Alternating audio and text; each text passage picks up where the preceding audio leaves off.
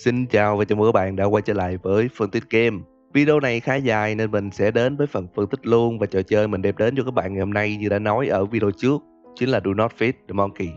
Phát triển bởi Fiction Drama Studio và Badland Game, phát hành bởi Alawa Entertainment, là một tựa game indie 2D mang lối chơi mới lạ và thu hút. Theo như mô tả của nhà phát triển trên Steam, trò chơi sẽ giống như giả lập làm giám sát viên, nơi bạn có thể quan sát người khác thông qua những chiếc camera an ninh. Bạn sẽ xâm phạm quyền riêng tư của họ, và đồng thời trong quá trình giám sát, những dòng chữ vàng trong các đoạn hội thoại và những chi tiết trên màn hình sẽ là manh mối giúp bạn biết được những bí mật thú vị, lén lút, kỳ lạ và thậm chí là kinh hoàng của những người mà bạn đang theo dõi. Và từ những bí mật đó, bạn sẽ là người đưa ra lựa chọn rằng sẽ giúp đỡ hoặc tống tiền họ, hoặc đơn giản hơn là ghi hình bằng chứng và bán nó lên internet. Không chỉ vậy, trò chơi còn giúp bạn biết cách sắp xếp thời gian để cân bằng giữa sức khỏe và công việc, đồng thời bắt buộc phải kiếm tiền bằng mọi cách, với bà chủ nhà cực kỳ khó tính và khoản tiền thuê nhà cứ 3 ngày là phải thanh toán một lần. Mở đầu trò chơi, bạn sẽ nhận được thông tin từ hội trưởng của câu lạc bộ giám sát rằng bạn được xét duyệt để trở thành thành viên mới của câu lạc bộ, và việc đầu tiên là đọc và hiểu về những việc bạn phải biết và phải làm. Giới thiệu về câu lạc bộ thì đây là một tổ chức tự phát trong việc tìm hiểu và nghiên cứu những hoạt động xảy ra trong một vài môi trường sống nhất định. Bạn với tư cách là thành viên của câu lạc bộ sẽ có khả năng quan sát những sinh vật thông qua các camera an ninh của một phần mềm độc quyền có tên là Monkey Vision. Trong phần mềm này, bạn sẽ được cho sẵn 4 camera quan sát, thứ mà câu lạc bộ gọi là những chiếc lồng khỉ. Để duy trì quyền lợi của thành viên, câu lạc bộ sẽ bắt buộc bạn phải mua thêm những chiếc lồng khỉ mới, và sau 5 ngày, bạn phải mua đủ số lồng quy định và từ đó đạt được cấp độ thành viên cao hơn từ câu lạc bộ. Nhưng nếu bạn không đạt chỉ tiêu thì hậu quả là bạn sẽ bị đuổi khỏi câu lạc bộ ngay lập tức. Có 3 điều luật mà bạn cần nắm giữ trong câu lạc bộ. Một là không được tiết lộ về hoạt động của câu lạc bộ. Hai là không được xóa phần mềm Monkey Vision. Và ba là không được tương tác với những cá thể mà bạn đang quan sát, hoặc nói một cách văn chương là đừng cho khỉ ăn. Và bởi vì trong trò chơi chúng ta chỉ có 16 ngày để từ cấp 1 lên cấp 3 và tối đa quan sát được 25 camera khác nhau, tương đương với khoảng 9 đến 11 câu chuyện. Mỗi câu chuyện đều có những ending khác nhau, nên để biết được hết tất cả câu chuyện và ending trong trò chơi, bạn phải chơi đi chơi lại rất nhiều lần. Trong trò chơi sẽ chia ra làm hai loại camera, đó là camera chủ động và camera bị động. Camera chủ động là những camera cho bạn các thông tin có thể ghi ra giấy, và những camera này cũng chứa đựng những câu chuyện thú vị đi kèm nhiều ending khác nhau. Còn camera bị động thì đúng như tên gọi, bạn chỉ có thể ngồi và quan sát, không thể thu thập bất kỳ thông tin nào. Và sau đây mình sẽ bắt đầu phân tích về từng câu chuyện bên trong những chiếc camera chủ động. Camera này quan sát một gác mái, nơi mà cứ mỗi buổi sáng và chiều có một người phụ nữ thường lên đây chụp hình và nói gì đó một mình. Sau khi tìm hiểu, ta sẽ biết cô ta tên là Leslie Dooley, một tài xế chạy xe limo. Cô ta đang lén lút chụp những bức ảnh nhạy cảm của ngôi sao âm nhạc Ashley Applegate. Ở camera này sẽ có 4 ending để lựa chọn. Ending thứ nhất, bạn tố cáo Leslie cho quản lý của Ashley. Ngày hôm sau, báo chí đưa tin Leslie đã bị bắt và quản lý của Ashley sẽ trả công cho bạn. Ending thứ hai, bạn quay lại cảnh Leslie đang chụp ảnh và gửi video đó cho shop.tv. Bạn sẽ được website này trả tiền, đồng thời hôm sau, báo chí sẽ đưa tin giống như ending thứ nhất. Ending thứ ba, bạn vẫn quay cảnh Leslie chụp ảnh, nhưng lần này bạn dùng video đó để tống tiền cô ta. Bạn sẽ được lựa chọn, một là tiền mặt, hai là những bức ảnh của siêu sao Ashley, hoặc ba là Leslie sẽ làm việc cho bạn như là một tài xế riêng. Điều đó sẽ giúp cho thời gian đi siêu thị của bạn giảm còn 10 phút. Ending thứ tư, bạn gọi điện thoại cho Leslie và đề cập đến căn gác xếp. Cô ta sẽ biết rằng mình bị theo dõi và rời khỏi đó. Camera này nằm trong một cửa hàng tiện lợi bán các loại đồ uống. Cửa hàng này mở cửa lúc nửa đêm và luôn lên báo vì là địa điểm liên tục xảy ra mất trộm tiền. Và khi quan sát camera, chúng ta mới hiểu ra là cửa hàng này mất trộm là do ông bán hàng ngủ gật và gần như hoàn toàn không biết chuyện gì đang xảy ra trong cửa hàng. Ở camera này sẽ có 3 ending để lựa chọn. Ending thứ nhất là bạn không làm gì cả, cửa hàng sẽ bị cướp 3 lần và đóng cửa. Ending thứ hai là bạn sẽ gọi vào số của cửa hàng khi tên cướp đang ở đó. Ông bán hàng sẽ bật dậy và rút súng bắn chết tên cướp. Và hôm sau, tin tức ông bán hàng bắt cướp sẽ được lên báo. Ending thứ ba là bạn gọi vào số của cửa hàng khi có một khách hàng đang đứng tại quầy. Ông bán hàng vẫn sẽ bật dậy và bắn chết khách hàng đó. Hôm sau, báo vẫn sẽ đưa tin, nhưng là đưa tin ông bán hàng ngồi tù vì hành vi giết người. Trong camera này, bạn vẫn có thể quay lại những đoạn ông bán hàng cầm súng bắn người rồi gửi nó cho shop.tv, hoặc thông báo cho công ty bảo vệ Piker mỗi khi tên cướp xuất hiện tại cửa hàng để kiếm thêm tiền. Camera này quan sát một cây xăng tại Heaven Hill, và cứ mỗi khi có phương tiện nào đổ xăng thì camera này sẽ thông báo cho bạn. Mọi thứ hoàn toàn bình thường cho đến nửa đêm. Một chiếc xe tải với vô số bằng chứng va chạm trên xe xuất hiện. Từ đó, bạn sẽ có thông tin của chủ xe. Ông ta tên là Colin Trewin. Khi bạn gọi cho ông ta và đề cập đến vụ quái xế, chúng ta sẽ biết rằng Colin cùng vợ đã thực hiện hơn 20 vụ va chạm khác nhau nhằm quay phim lại sự việc và bán chúng lên mạng. Ở camera này sẽ có 4 ending xảy ra. Ending thứ nhất, bạn yêu cầu Colin đầu thú với cảnh sát. Hôm sau, báo chí sẽ đưa tin về việc đó. Ending thứ hai, bạn quay lại cảnh Colin đi vào cây xăng và dùng nó để tống tiền. Ông ta sẽ chia cho bạn số tiền kiếm được qua việc bán video mỗi ngày. Ending thứ ba, bạn gửi tin nhắn cho đội dân phòng và gửi họ video cảnh Colin vào cây xăng. Hôm sau, báo sẽ đưa tin một cặp đôi đã bị thiêu sống trong chiếc xe tải. Ending thứ tư, bạn gửi video cảnh Colin vào cây xăng cho shop.tv. Bạn sẽ nhận được tiền và hôm sau báo chí sẽ đưa tin giống như ở ending thứ ba. Camera này quan sát một văn phòng nơi có một người đàn ông đang làm việc. Ông ta tên là Jonathan Dunn, một chuyên viên tư vấn tài chính. Theo như cách nói chuyện của ông ta trong những cuộc gọi, ta sẽ thấy ông ta rất giỏi và tự tin trong việc tư vấn tài chính. Nhưng cứ đến nửa đêm là Jonathan lại ăn mặc như phụ nữ, lấy biệt danh là nữ sói phố Wall và tự hát trước gương. Và đây chính là điều mà Jonathan muốn làm. Tuy ông ta rất giỏi trong việc tư vấn tài chính, nhưng trong thâm tâm của John luôn ước mơ rằng mình sẽ trở thành một minh tinh mạng bạc. Ở camera này sẽ có 3 ending. Ending thứ nhất là bạn gọi điện và nói với Jonathan rằng ông ta hãy theo đuổi ước mơ của mình. Ông ta sẽ nghe theo và rời khỏi văn phòng ngay lập tức. Vài ngày sau, báo sẽ đưa tin John đã đạt được ước mơ của ông ta, đồng thời ông ta sẽ gửi tiền cho bạn mỗi tuần. Ending thứ hai là bạn kêu John từ bỏ ước mơ. Ông ta sẽ gửi cho bạn bộ tóc giả và trở nên chán nản với cuộc sống. Ending thứ ba là bạn quay lại cảnh John đang hát và tống tiền ông ta, nhưng ông ta không sợ điều đó và không có chuyện gì xảy ra.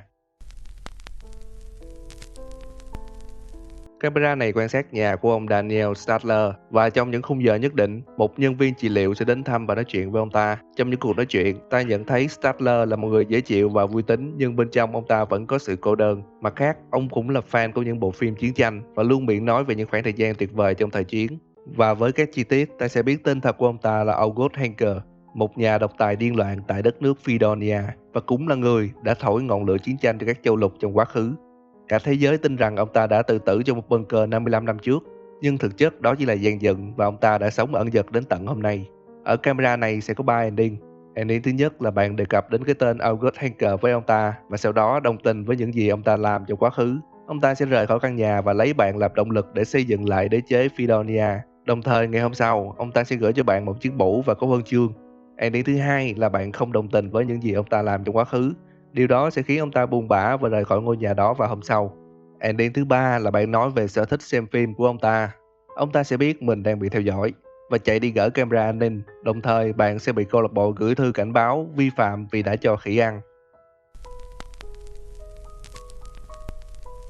Camera này quan sát một căn phòng tồi tàn của Rick Stevens. Anh ta là trưởng nhóm trong chiến dịch biểu tình tại phố Crystal Kitchen. Đây là thành phố bị chính phủ bỏ bê. Khu phố này không hề có bất kỳ dịch vụ cơ bản nào, kể cả nhân viên dọn vệ sinh công cộng lẫn cảnh sát. Điều này khiến cho khu phố trở thành địa bàn hoàn hảo cho những băng đảng và dân buôn thuốc phiện. Nguy hiểm nhất là loại thuốc phiện mang tên Dead Cold Body, viết tắt là DCB. Nó khiến cho khu phố mỗi ngày đều có người chết.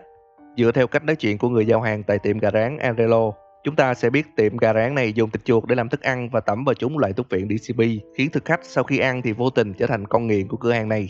Chiến dịch biểu tình cũng trở nên chậm chạp khi các nhà hoạt động dường như không còn tiền để duy trì nó. Ở camera này sẽ có 3 ending. Ending thứ nhất, bạn gửi tin nhắn cho Rick, anh ta sẽ yêu cầu bạn ủng hộ tiền cho chiến dịch và sau đó anh ta sẽ nhắn tin cho bạn và yêu cầu ủng hộ thêm 2 lần nữa. Và cho dù bạn có ủng hộ 2 lần sau hay không thì chiến dịch biểu tình vẫn sẽ thành công. Ending thứ hai, bạn đề cập đến cơn nghiện gà rán của Rick, anh ta sẽ nghi ngờ bạn là cảnh sát ngầm, rồi sợ hãi và nhanh chóng rời khỏi căn phòng. Ending thứ ba, để có được ending này, trước hết bạn cần phải nhận được tin nhắn từ câu lạc bộ về việc tìm hiểu địa chỉ của camera này, rồi bạn gọi điện thoại cho cửa hàng gà rán Angelo và đặt hàng cho Rick và yêu cầu cửa hàng kiểm tra địa chỉ 2 lần và bạn sẽ có được địa chỉ nơi mà Rick đang sống. Gửi địa chỉ đó cho câu lạc bộ. Ngày hôm sau, camera sẽ bị nhiễu và sau đó căn phòng trở nên lộn xộn, còn báo chí thì đưa tin Rick đã mất tích. Camera này quan sát một tầng hầm nơi 4 nhà văn làm việc từ sáng cho đến nửa đêm. Chúng ta sẽ biết sếp của họ là nhà văn nổi tiếng Fiona Pett. Với các đầu sách nổi tiếng nhưng trong camera chúng ta sẽ hiểu ra rằng những đầu sách của Fiona không phải là do bà ta tự sáng tác mà là bà ta đã thuê các nhà văn khác để viết chúng và họ bị bà ta đối xử rất tệ. Trưởng nhóm nhà văn trong camera tên là Gustav và chúng ta sẽ biết dịch vụ của anh ta là giúp những người không biết viết văn trở thành nhà văn. Đồng thời trong những cuộc nói chuyện, ta sẽ thấy Gus và nhóm của anh ta rất tâm huyết với công việc của họ. Ở camera này sẽ có 2 ending. Ending thứ nhất, bạn quay phim Fiona đang chửi bới các nhà văn và gửi nó cho Sóc trong TV. Ngày hôm sau, Fiona sẽ lên báo và bị truy tố lợi dụng chất xám. Ending thứ hai, bạn gọi điện cho Gus, nhờ nhóm của anh ta viết cho bạn một cuốn sách với tiêu đề theo bạn lựa chọn. Và hôm sau, Gus sẽ gọi điện cho bạn để thông báo về tình hình của cuốn sách mới. Nếu cuốn sách thành công, bạn sẽ thu lại khá nhiều tiền. Còn nếu thất bại, thì bạn sẽ không có gì. Sau sự kiện đó, bạn cũng sẽ không thấy nhóm của Gus quay lại tận hầm nữa. Camera này quan sát một góc văn phòng của công ty bảo hiểm Swiss Prudent. Nhân vật mà chúng ta quan sát là một tổng đài viên. Cô ta tên là Alice Cassidy. Mọi thứ dường như rất bình thường, nhưng nếu tìm kiếm tên của Alice trên mạng thì bạn sẽ có thông tin rằng trong quá khứ, Alice từng bị cáo buộc là người chịu trách nhiệm cho một vụ tai nạn xe khiến 2 người chết. Lý do gây tai nạn là do Alice say rượu, nhưng bố của cô ta lại đinh ninh rằng Alice bị một triệu chứng khiến cô có thể ngất bất kỳ lúc nào. Ở camera này chỉ có một ending. Đó là bạn sẽ lên mạng, mua một chai rượu và gửi đến nhà của Alice để xem thử cô ta có phải là dân uống rượu hay không. Sau ngày đầu tiên, chúng ta sẽ thấy sự thay đổi rõ rệt của Alice. Và điều này chứng tỏ Alice thật sự nghiện rượu. Gửi thêm một chai rượu nữa vào ngày hôm sau, thì hôm sau nữa, báo sẽ đưa tin rằng Alice Cassidy đã chết trong một vụ tai nạn xe. Nguyên nhân gây ra tai nạn là do cô quá say và không có khả năng cầm lái. Đây là hai camera quan sát một nhà kính, và bên trong nếu để ý các bạn sẽ thấy một cái cây rất to. Mọi thứ vẫn bình thường cho đến khi ta thấy một điều kỳ lạ. Những người làm vườn ở đây giống hệt nhau và lúc nào cũng hát một bài hát giống nhau. Đến cuối ngày ta mới phát hiện ra cái cây to chính là nguồn gốc của nhóm người Nhật Bản. Nó chính là thí nghiệm đã bị đột biến tên là Heavy Green Titan của nhà khoa học Arthur Storm. Cái cây đã thôi miên và Nhật Bản ông ta nhằm tạo ra một đội quân để xâm chiếm trái đất. Ở camera này sẽ có hai ending. Ending thứ nhất, bạn gọi điện cho Arthur và giải phóng ông ta khỏi sự thôi miên. Sau đó ông ta sẽ cho bạn một kế hoạch, đó là gửi thuốc tăng trưởng đến địa chỉ nhà của ông ta. Và nếu bạn làm vậy, ngày hôm sau, Heavy Green Titan sẽ xâm chiếm trái đất và trò chơi kết thúc. Ending thứ hai, bạn vẫn gọi điện cho Arthur, nhưng thay vì gửi thuốc tăng trưởng, bạn gửi thuốc diệt cỏ. Ngày hôm sau, cái cây đột biến sẽ chết và Arthur gọi điện cảm ơn và tặng bạn một số tiền trước khi ông ta lên đường đến làm việc cho một dự án mới tại khu vực 61. Camera này quan sát một ông lao công tên là Jason Miller. Ông ta đang mắc kẹt trong một chiếc thang máy cùng với Mr. Cannonball, một hình nộm của đội bóng rổ Corsair đã bỏ quên. Sau khi quan sát, ta sẽ có được địa chỉ, số điện thoại và nơi ông ta đang mắc kẹt là tòa nhà Jason. Ở camera này sẽ có 3 ending. Ending thứ nhất, bạn không làm gì cả, Jason sẽ chết. Ending thứ hai, bạn gọi về nhà cùng với gia đình Jason, nói vị trí mà ông ta mắc kẹt. Sau đó một luật sư sẽ gọi điện và mua chuộc bạn, rút lại những gì đã nói với gia đình Jason và xác nhận bạn chỉ đang chơi khăm gia đình họ. Nếu chấp nhận lời mua chuộc, bạn sẽ có tiền, đồng thời gia đình Jason sẽ gọi điện thoại để nguyền rủa bạn. Ending thứ ba xảy ra khi bạn không chấp nhận lời mua chuộc. Jason sẽ được cứu và ông ta sẽ gửi cho bạn Mr. Cannonball. Đây là hai camera quan sát một phòng khách và một phòng đọc sách. Vào buổi sáng luôn có một người phụ nữ mang thai ngồi trong phòng đọc sách và nói chuyện với chồng trước khi anh ta đi làm. Đến buổi tối tại phòng ngủ, chúng ta sẽ thấy một ánh sáng đỏ kỳ lạ xuất hiện và nếu sử dụng chế độ nhìn đêm, ta sẽ thấy người vợ đang nằm trên giường và nói chuyện với ai đó. Nhưng người này đã bị che khuất bởi cái mũ và cây dù. Để loại bỏ cái mũ và cây dù, chúng ta sẽ liên hệ với đài phát thanh thời tiết, kêu họ thông báo rằng ngày mai trời sẽ mưa với $50. Hôm sau, chúng ta sẽ thấy người chồng mang mũ và cây dù đi làm và tối đó ta sẽ biết được vị khách hay nói chuyện với người vợ chính là một con quỷ. Và dựa theo manh mối trong cuộc nói chuyện của người vợ với người chồng và con quỷ, ta sẽ hiểu rằng người chồng đã giao kèo với quỷ bằng việc hiến tế vợ mình, ngược lại anh ta sẽ được thăng tiến trong công việc. Con quỷ gieo mầm sống vào người vợ khiến cô ta mang thai. Ở camera này sẽ có 3 ending. Ending thứ nhất, bạn không làm gì cả. Vài ngày sau, báo chí sẽ đưa tin một đứa trẻ có sừng được sinh ra và đó chính là đứa con của quỷ. Ending thứ hai, bạn gọi điện cho linh mục trừ tà và báo cáo về sự xuất hiện của con quỷ và trong lần kế tiếp con quỷ gặp người vợ, bạn gọi điện thoại ngay cho linh mục. Ông ta sẽ thực hiện một nghi lễ để tiêu diệt con quỷ. Hôm sau, báo chí đưa tin một tòa có ốc bỗng nhiên phát nổ không lý do. Đây chính là nơi ở của hai vợ chồng trong camera và chính nghi thức trừ tà đã gây ra vụ nổ trên. Ending thứ ba, bạn gọi điện cho linh mục nhưng không phải lúc con quỷ gặp người vợ. Hôm sau, báo sẽ đưa tin linh mục này đã bị thiêu sống trong khi đang cố gắng thực hiện một nghi thức kỳ lạ. Đây là hai camera quan sát một trạm không gian tên là Nova 7 bị mất tích ngoài vũ trụ. Cứ mỗi 12 giờ trưa, sẽ có một nữ phi hành gia ngồi thu âm lại những việc đã xảy ra trên tàu và gửi nó về trái đất. Sau khi quay phim lại và gửi nó cho Sóc trong TV, ngày hôm sau, báo chí sẽ cho ta tên của nữ phi hành gia là Melissa Roth. Cô và phi hành đoàn đã bị chính phủ bỏ mặc nhằm che lấp thất bại sau sự kiện mất kiểm soát của trạm không gian Nova 7. Ở camera này chỉ có một ending. Đầu tiên, bạn cần liên tục ghi hình Melissa và gửi nó đến shop TV cho đến khi website này không nhận video nữa mới dừng. Đồng thời, bạn gọi điện đến nhà của Melissa, tìm gặp đứa con 7 tuổi của cô ta, an ủi đứa trẻ và tự nhận bạn là thiên thần hộ mệnh. Thì sau khi nữ phi hành gia được cứu, gia đình họ sẽ gửi tặng bạn một món quà. Camera này quan sát một hiên nhà. Tại đây, mỗi sáng, trưa, chiều, gia đình Slender sẽ họp mặt và nói chuyện với nhau. Chưa một điểm đặc biệt là đứa con luôn khóc nhè. Sau các cuộc nói chuyện thì tao mới biết rằng đứa con khóc vì bố mẹ không mua cho cậu món đồ chơi mà cậu thích. Và lý do là vì ông bố John Slender bị tình nghi là lừa đảo và hiện đang trong quá trình chờ tòa tuyên án nên tất cả tài khoản ngân hàng đều đã đóng băng. Và vì mọi thứ đang rối ren, còn đứa con thì cứ khóc liên tục nên chúng ta sẽ thấy John liên tục quát mắng con của mình. Ở camera này có hai ending. Ending thứ nhất, bạn nhắn tin cho Cục Bảo vệ Trẻ Em và khai báo về tình hình gia đình của John, đồng thời gửi họ đoạn phim quay cảnh John chửi con mình. Hôm sau, báo chí sẽ đưa tin John bị bắt vì tội danh ngược đãi trẻ em và Cục Bảo vệ Trẻ Em sẽ gửi cho bạn một tấm huy chương. Ending thứ hai, bạn gọi điện đến nhà John và nói chuyện với ông ta, đồng thời ngỏ lời mua đồ chơi cho con ông ta. Ông ta sẽ cho bạn địa chỉ nhà, sau đó lên mạng mua một bộ dụng cụ đồ chơi hóa học gửi đến nhà ông ta. John sẽ gọi điện để cảm ơn bạn, đồng thời bạn sẽ thấy gia đình họ xuất hiện trên camera với đứa con đang chơi món đồ chơi mới. Nhưng món đồ chơi này chỉ dành cho trẻ 13 tuổi trở lên, nên đứa con trong lúc chơi sẽ làm nổ hóa chất và khói sẽ che lấp tầm nhìn của camera. Hôm sau, báo chí đưa tin rằng một làn khói độc dày đặc không rõ nguồn gốc đã bao trùm toàn bộ khu vực phía Bắc. Đây là hai camera quan sát một căn nhà đặc biệt. Ở camera thứ nhất thì căn phòng tồi tàn, còn camera thứ hai thì căn phòng lại sang trọng. Sau khi quan sát, ta sẽ biết đây là nhà của bà Amelia Winnipeg, một nhà hảo tâm nổi tiếng với những hành động ủng hộ cho người nghèo. Nhưng thông qua những cuộc nói chuyện, ta cảm thấy bà ta rất lạ. Không bao giờ nhận quần áo, đồ ăn, chỉ nhận tiền và trang sức. Và bí mật đã sáng tỏ ở camera thứ hai. Ta sẽ thấy Amelia là một kẻ hai mặt. Bà ta nhận tiền từ những người ủng hộ để nhét vào két sắt bí mật của chính mình. Không những vậy, bà ta còn mua những vật phẩm đấu giá lên cả triệu đô la. Ở camera này sẽ có 3 ending xảy ra. Ending thứ nhất, bạn thực hiện nhiệm vụ của câu lạc bộ, gửi cho họ thời gian mà bà Amelia rời khỏi nhà. Ngày hôm sau, đúng giờ đó sẽ có một tên trộm lẻn vào nhà bà ta và cướp của cải. Sự việc sẽ được báo chí đưa tin vào sáng hôm sau. Ending thứ hai là bạn gọi điện thoại để tống tiền bà ta. Bà ta sẽ biết mình bị theo dõi và gỡ hai chiếc camera, đồng thời bạn nhận được thư cảnh báo từ câu lạc bộ vì đã cho khỉ ăn. Ending thứ ba, bạn liên hệ với cục thuế, gửi họ video lúc bà ta đang ở cùng với những món trang sức. Hôm sau, báo chí sẽ đưa tin nhà hảo tâm Amelia đã bị tịch thu tài sản và phát điên. Đây là hai camera quan sát một studio thu âm. Chúng ta sẽ biết studio này là của Ethan X. Ông ta đang thu bài hát cuối cùng trong album mới sắp ra mắt. Nhưng có vấn đề là khi thu sang đoạn thứ hai đề cập về những cơn đau, Ethan trở nên run rẩy và không thể tiếp tục. Sau cuộc nói chuyện ở camera thứ hai, ta mới biết rằng Ethan đang mắc bệnh và nó khiến ông đau đớn liên tục, và điều đó cũng khiến ông không thể hoàn thành được bản thu âm.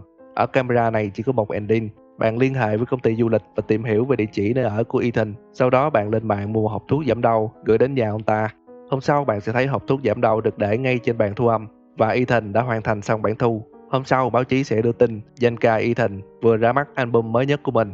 Bạn có thể gọi điện cho Ethan và đề cập đến hộp thuốc. Ông ta sẽ biết bạn là người gửi thuốc và Ethan sẽ tặng cho bạn một chiếc đĩa vàng chứng nhận album mới đã bán được hơn 500.000 bản. Đây là hai camera quan sát một căn hộ gồm hai người, một người phụ nữ và một người đàn ông. Cả hai đều là vũ công.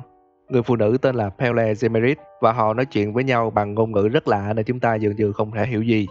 Manh mối duy nhất là người phụ nữ thường hay coi phim bằng tiếng Anh và đối chiếu nó qua ngôn ngữ mà họ đang nói. Mỗi lần Pelle coi phim một lúc thì người đàn ông sẽ đi vào và nói cái gì đó, sau đó Pelle thay một bộ đồ khác và cả hai đi vào trong. Sau cảnh này ta có thể suy ra Pelle có thể đang là nạn nhân của một vụ lạm dụng tình dục. Ở camera này sẽ có 4 ending. Ending thứ nhất, bạn gọi điện thoại cho Pelle và đề cập về sự thù ghét. Hôm sau, báo sẽ đưa tin Pelle đã giết người đàn ông kia. Ending thứ hai, bạn đề cập đến những con bò. Cô ta sẽ mua một con bò sữa đặt trong bếp. Ending thứ ba, bạn đề cập đến tình dục. Cô ta sẽ đến nhà bạn, đồng thời lúc rời đi cô ta sẽ bỏ quên một cây roi. Ending thứ tư, bạn đề cập đến tình yêu. Bạn sẽ nhận được một công việc thường trực để kiếm tiền vào ngày hôm sau. Và đó là 16 câu chuyện lớn. Còn sau đây là một vài câu chuyện nhỏ mình đã thu thập được trong những camera chủ động.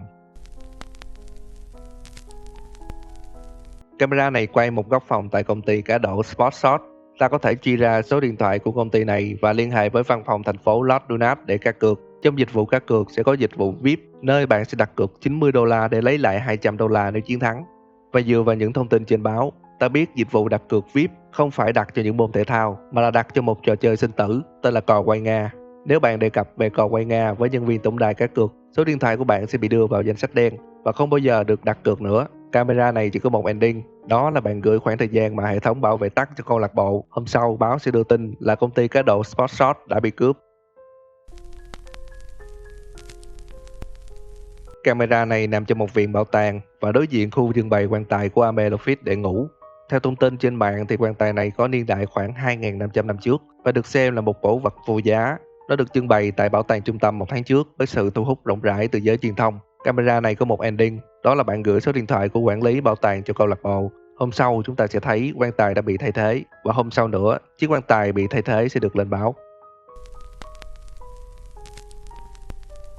Camera này quan sát một khu vực trong khu bảo tồn của quận Barret. Điều đặc biệt là cứ 22 giờ đêm, một loài hươu ba sừng quý hiếm sẽ xuất hiện. Ở camera này nếu bạn không làm gì thì cũng không có gì xảy ra, nhưng nếu bạn muốn làm gì đó thì camera này sẽ có một ending. Ending này xảy ra khi bạn quay phim những con hươu ba sừng và gửi chúng cho hội thợ săn. Tối đó họ sẽ đến và săn những con hươu. Bạn có thể quay lại cảnh đó rồi bán nó lên shop TV để kiếm tiền. Ngày hôm sau, hội thợ săn sẽ nhắn tin cảm ơn và gửi cho bạn một cái đầu hươu để trưng bày. Camera này quan sát một cánh đồng lúa. Tìm kiếm qua các thông tin, tôi sẽ biết đây là khu vực cánh đồng Rawin. Quan sát video tới ngày thứ 3, ngay giữa cánh đồng sẽ xuất hiện một hình tròn rất lớn với các dấu hiệu lạ. Tìm hiểu thì đây có thể là dấu hiệu của người ngoài hành tinh. Ở camera này sẽ có hai ending. Ending thứ nhất, bạn gọi điện cho cục nghiên cứu các dấu hiệu ngoài hành tinh, gặp Stephen và nói cho anh ta biết về sự xuất hiện của vòng tròn kỳ lạ tại cánh đồng Rawin. Ngày hôm sau, anh ta sẽ gọi điện lại và thông báo rằng dấu hiệu đó là thông điệp của người ngoài hành tinh gồm 6 chữ số. Và Stephen đã dùng 6 chữ số đó để chơi xổ số và kết quả là anh ta trúng lớn. Sau cuộc nói chuyện, anh ta sẽ gửi cho bạn tiền để cảm ơn. Ending thứ hai xảy ra khi bạn chỉ cho Stephen sai vị trí của vòng tròn. Anh ta sẽ gọi cho bạn ngay hôm đó và chửi bạn vì đã cho anh ta sai vị trí. Và đó là toàn bộ 20 câu chuyện cùng với tất cả ending nằm trong các camera chủ động.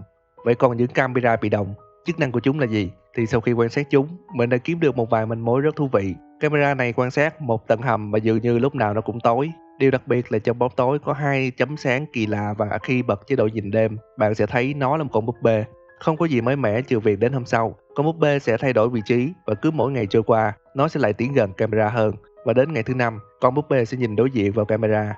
Đến ngày thứ 6, nó sẽ biến mất, đồng thời báo chí sẽ đưa tin một gia đình bị giết hại dã man và các bạn sẽ thấy món đồ chơi mà đứa trẻ cầm trên tay chính là con búp bê trong chiếc camera. Thú vị hơn là ngày hôm sau nữa, sẽ có ai gửi con búp bê này vào nhà của bạn và mỗi khi bạn bán nó đi, nó sẽ quay trở lại và càng ngày càng dính nhiều máu hơn.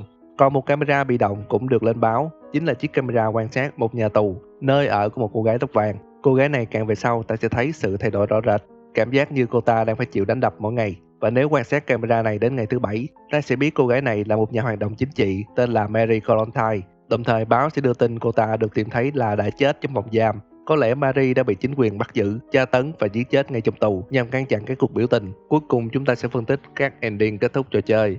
Các ending này xảy ra khi bạn có thể duy trì hoạt động của câu lạc bộ giám sát đến ngày thứ 16. Bạn hoàn thành trò chơi mà không giải quyết hết các vấn đề trong camera cũng như trả lời mail của câu lạc bộ.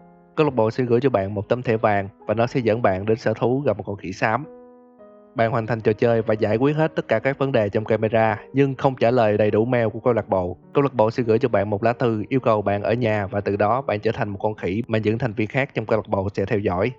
Bạn hoàn thành tất cả các vấn đề trong camera cũng như trả lời đầy đủ mail câu lạc bộ. Câu lạc bộ sẽ gửi cho bạn một chai thuốc với nhãn là DCB.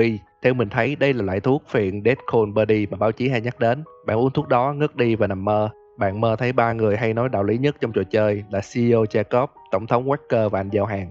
Và theo những gì thấy được, ending tốt nhất vẫn là ending thứ nhất. Bạn không cần làm gì, chỉ quan sát camera đến cuối cùng và không có hậu quả là trở thành một con khỉ như trong ending thứ hai và trở thành tên nghiện trong ending thứ ba. Theo mình nghĩ, câu lạc bộ giám sát này là một tổ chức tội phạm công nghệ cao. Chúng truy cập vào vô số các camera an ninh của những cá nhân và công ty, đồng thời thu thập những kẻ tò mò thích soi mói đời tư người khác, làm thành viên nhằm thu thập thông tin cho các hoạt động mua bán và cướp bóc. Ngay từ đầu, nhân vật chính đã mắc bẫy khi tham gia câu lạc bộ này, vì chính anh với sự tò mò đã tự nguyện bán đi quyền riêng tư của mình. Và cách duy nhất để thoát khỏi câu lạc bộ này là nhân vật chính phải thể hiện mình là một người không tò mò bằng việc chỉ quan sát camera và đi làm những công việc part-time mỗi ngày.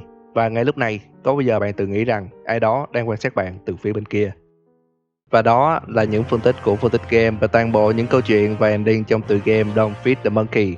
Nếu có gì không hợp lý hoặc sai sót, các bạn hãy comment ngay phía dưới nha. Và hãy nhớ những gì mình nói trong video chỉ là giả thuyết thôi. Đừng quên để lại một like, share và theo dõi Phân Tích Game. Mình là Chido và chúng ta sẽ gặp lại nhau ở video sau nha.